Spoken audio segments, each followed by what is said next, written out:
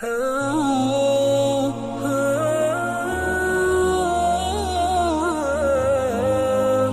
اللہ الرحمن الرحیم والصلاة والسلام علی رسول الکریم وعلی آلہ وصحبہ اجمعین۔ جو بھی بہن بھائی بچے بچیاں سن رہے ہیں سب کو میری طرف سے عید مبارک ہو۔ عید کی خوشی ہم کیوں مناتے ہیں، پہلے میں یہ تھوڑا سا واضح کر دوں کہ رمضان کا مہینہ اللہ نے پورا ایک ہمارے لیے خوشی کا مہینہ بنایا ہے، جس میں اللہ کی جنت کے دروازے کھول دیے جاتے ہیں، جہنم کے بند کر دیے جاتے ہیں، شیطان قید کر دیے جاتے ہیں، جنت کو روزانہ سجایا جاتا ہے، اللہ کا عرش پہلے آسمان پہ آ جاتا ہے، اللہ کی طرف سے اعلان ہو رہا ہوتا ہے کوئی بخشش چاہنے والا، کوئی حاجت مانگنے والا، فرض 70 فرضوں کے برابر ہو جاتا ہے اور نفل فرض کے برابر ہو جاتا ہے، اور نفل اور فرض کا فرق اتنا بڑا ہے کہ قیامت تک 2 رکعت نفل پڑھتا رہے تو فرض رکعت کے ایک سجدے کے برابر نہیں، اور اس میں جو مر جاتے ہیں اہل ایمان ان کا حساب نہیں ہوتا، ان کو قبر میں منکر نکیر نہیں آتے، اللہ تعالیٰ ان کو معاف فرما دیتا ہے۔ اس طرح 29 دن رات یہ سلسلہ چلتا ہے، اور آخری رات پھر اللہ تعالیٰ اعلان فرماتے ہیں کہ میرے بندوں نے رات کو قیام کیا، یعنی تراویح کی نماز پڑھی، دن میں روزہ رکھا، تو میں نے اس پر ان سب کی بخشش فرما دی۔ تو اس خوشی میں پھر ہم سب مل کر اللہ کی بارگاہ میں شکرانے کے مل کر 2 نفل ادا کرتے ہیں اور اللہ کا شکر ادا کرتے ہیں کہ یا اللہ تیرا شکر ہے تو نے ہمارے گناہوں کو معاف فرمایا، جہنم کو ہم پہ حرام کیا، جنت کو ہم پہ واجب کیا۔ اصل تو عید کی خوشی کی یہ وجہ ہے۔ آپ عید کے لیے غسل فرماتے تھے اور اپنے کپڑوں میں سے اچھے کپڑے منتخب فرماتے تھے، اور فجر کی نماز کے بعد آپ اشراق نہیں پڑھتے تھے اس دن، باقی آپ کی ساری زندگی کا معمول تھا کہ فجر کے بعد آپ اشراق پڑھتے تھے، لیکن اس دن آپ اشراق نہیں پڑھتے تھے، غسل فرما کے پھر کچھ کھا کے، کوئی میٹھی چیز کھجور ہی عام طور پر ہوتی تھی، کھجور کھا کے پھر آپ عیدگاہ کی طرف تشریف لے جاتے تھے اور پہلے نماز پڑھاتے تھے، پھر خطبہ ہوتا تھا، اور اس کے بعد جس راستے سے آپ جاتے تھے اس راستے کو چھوڑ کر پھر اور راستے سے گھر واپس آتے تھے، پھر وفود سے ملاقات کرتے تھے، سرداروں سے، صحابہ سے ملاقات کرتے تھے، اس میں کچھ کھانوں کا اہتمام بھی ہوتا تھا۔ اس طرح ایک عام روٹین کی عید ہوتی تھی آپ کی، ملاقاتیں کرنا، کھانوں میں جانا اور اچھے کپڑے پہننا، سب کو خوشی سے ملنا، یہ عید الفطر پر آپ کا یہ معمول تھا۔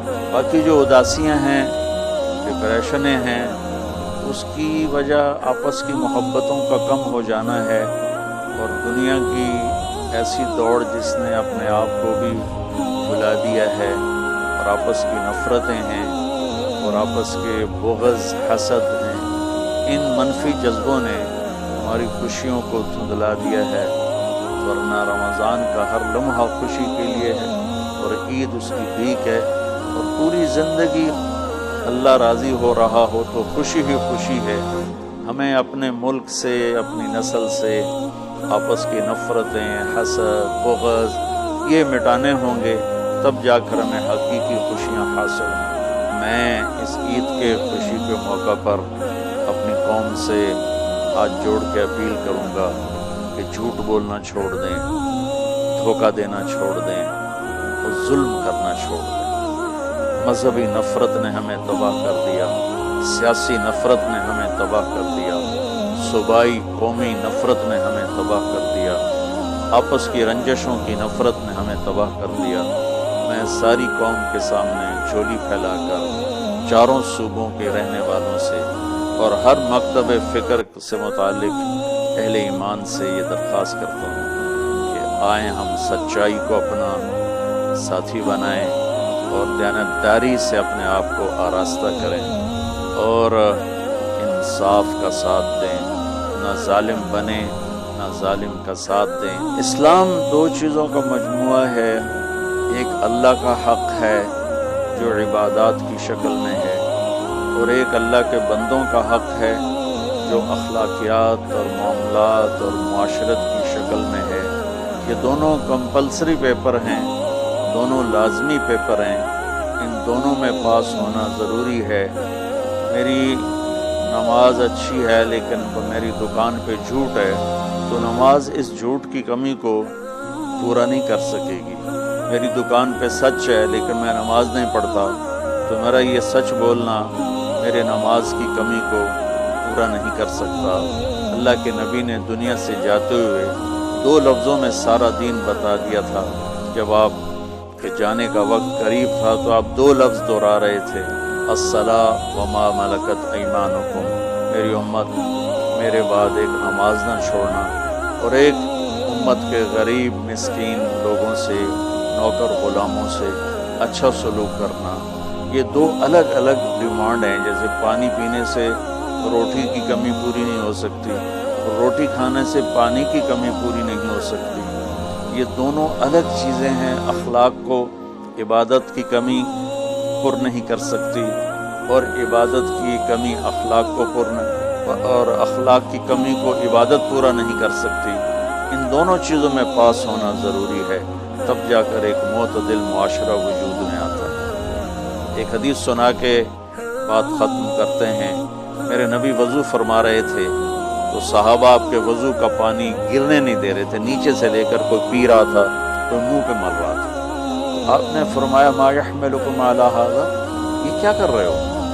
کہنے لگے یا رسول اللہ، اللہ اس کے رسول کی محبت میں کر رہے ہیں۔ تو آپ نے فرمایا میں تمہیں بتاتا ہوں اللہ اس کے رسول سے محبت کرنے والا کون ہوتا ہے۔ فلیصدق الحدیث اذا حدث، اللہ رسول سے محبت کرنے والا وہ ہوتا ہے جو ہمیشہ سچ بولتا ہے۔ فلیؤدی الامانۃ اذا اؤتمن، جو ہمیشہ امانت داری سے کام لیتا ہے، کبھی دھوکہ فراڈ نہیں کرتا۔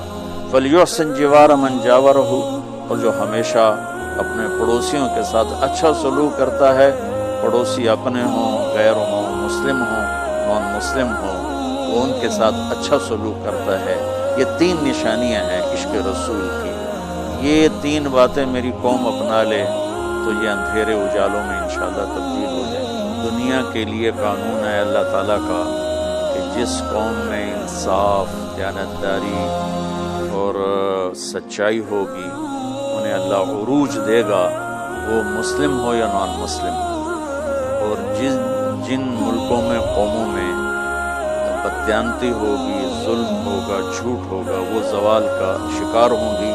ساری ویسٹرن دنیا تو لیڈ نہیں کر رہی، ہمارے جیسے ملک بھی ہیں جہاں یہ ساری چیزیں ہیں تو وہ ہماری طرح ہی ذلیل ہیں اور ہماری طرح ہی وہ خوار ہیں۔ چند ایک ملک ہیں جنہوں نے ان چیزوں کی رعایت کی ہے تو وہ اس وقت لیڈنگ رول میں ہیں، لیڈنگ ماڈل میں ہیں۔ تو دنیا کے لحاظ سے تو یہ قانون ہے کہ سچائی، دیانتداری اور انصاف قوموں کو اونچا لے جائے۔